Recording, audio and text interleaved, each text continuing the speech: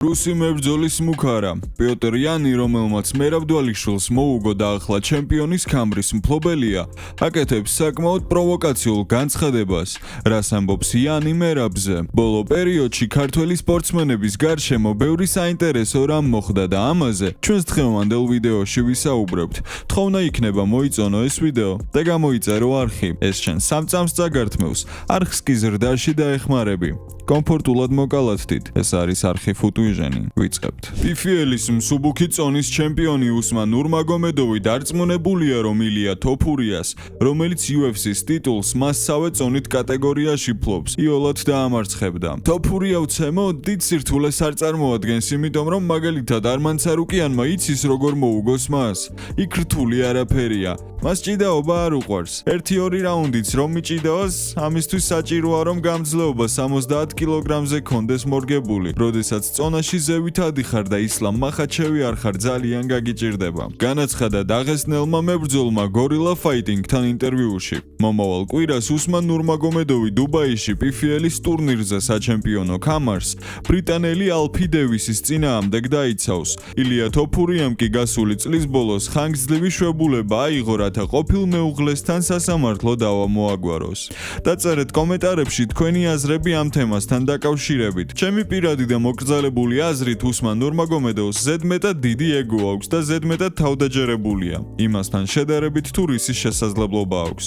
როდესაც იძახის, რომ ილია თოფურიას, რომელმაც უკვე გვაჩვენა, რაც შეუძლია და როგორ მარტივად თიშავს ლეგენდებს. და ასეთ მებრძოლზე დგები და ამბობ, რომ მარტივად მოუგებდი, როგორც მინიმუმ არასწორი ხარ. რადგან ობიექტურად ყველა ხვდებით, რომ თეორიულად ნებისმიერი მებრძოლის დამარცხება შეიძლება, მაგრამ საქმე ლაპარაკის ნაცვლად. UFC-ს სუპერ მსუბუქი წონის ჩემპიონმა პიოტր იანმა ისაუბრა იმის შესახებ, თუ რა გახდა მერაბდვალიშვილთან რევანში მისი გამარჯვების საფუძველი და ასევე გააკეთა პროგნოზი ქართველ მანქანასთან ტრილოგიის დასკვნით დაპირისპირებაზე. ჩვენი რევანშისთვის მერაბის შესახებ უდიდესი ცოდნა მქონდა. მისი სტილი დაწვრილებით შევისწავლეთ და გვესმოდა, რომ ის თავის საქმეს აკეთებს მაშინ, როდესაც მეტოქე ამის საშუალებას აძლევს.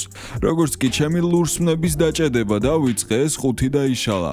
სასიამოვნო იყო, რომ მერაბმა თავისი კრივი სირწმუნა და ჩათვალა, რომ ზიანის მოყენებას შეძლევდა. უდაოდის ძლიერი მებრძოლია, ძლიერი ჭიდაობა აქვს და მე უბრალოდ მისი ძლიერი მხარის ნეიტრალიზება მოვახდინე.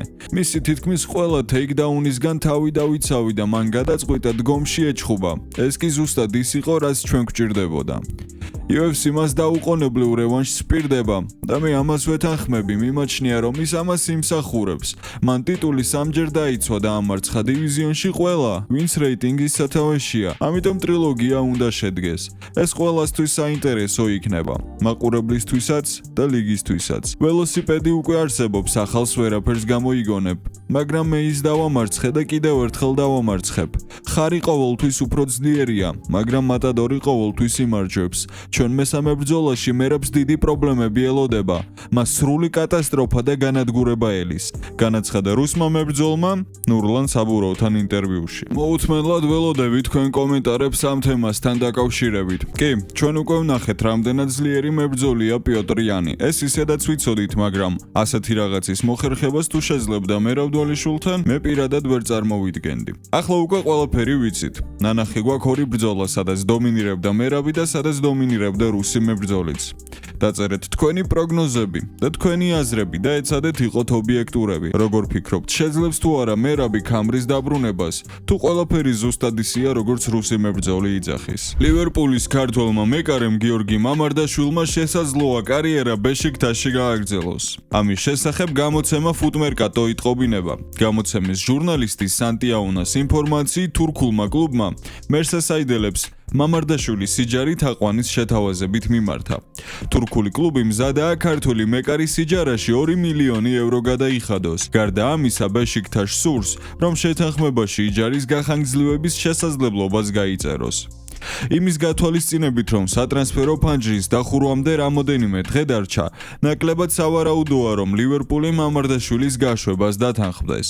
თუმცა წითლებს შეუძლია თიჯარიდან დააბრუნონ კიდევ ერთი მეკარე, 24 წლის ვიატესლავ იაროში, რომელიც საფხულამდე აიაქსში არის განათხოვრებული. პორტუგალიის ჩემპიონატის მე-20 ტურში გიორგი ქოჩორაშვილის ლისაბონის სპორტინგი საკუთარ მოედანზე ნასიონალს დაუპირისპირდა და დაძაბულ ბრძოლაში 2-1 გაიმარჯვა. გიორგი ქოჩორაშვილი სათადარიგოთა სკამზე იყო და მოედანზე მე-80 წუთიდან გამოჩნდა, როდესაც ანგარიში 1-1 იყო. ამ დროის განმავლობაში ქართველი ნახევარმცველის სტატისტიკა ასეთი იყო: ბურთთან 17 შეხება, 13-დან 11 ზუსტი პასი, 1 მოგებული ორთაბრძოლა, სოფასკორის შეფასება 6.8. რაც შეეხება შეხვედრას, ანგარიში 72 წუთზე სპორტინგმა პედრო გონსალეშის გოლით გახსნა. 76 წუთზე ნასიონალმა წონასწორობა აღადგინა. გამარჯვების გოლი კი შეხვედრის მიწურულს მსაჯის მიერ დამატებულ მე-6 წუთზე ლუის ხავიერ სუარესმა გაიტანა. ამ გამარჯვებით ლისაბონელებმა სატურნირო ცხრილში 56 ქულა დააგროვეს და მეორე პოზიციაზე იმყოფებიან ლიდერ პორტუს შემდეგ. წარმატებები ქოჩორას იმედია ის თავის კარიერას სწორად და კარგად გამართავს. დღევანდელი ვიდეო დასასრულს მიუახლოვდა. სამწუხაროდ, მაგრამ დარწმუნებული ვარ, რომ ასეთ პატარა ვიდეოშიც კი მოახერხებდით და იპოვიდით თქვენთვის რაიმე საინტერესო ინფორმაციას. თუ ასეა, აუცილებლად დააჭირე ლაიქის ღილაკს. მე კი გპირდებით, რომ ამ თვეში საკმაოდ აქტიური ვიქნები. იქნება ბევრი ვიდეო ზუსტად ისეთი, როგორ ის თქვენ მოგწონთ. ამიტომ გამოიწერე არხი და იყავით ჩვენთან ხაზზე. მე კი მალე დაგიბრუნდებით და აბა, წარმატებები.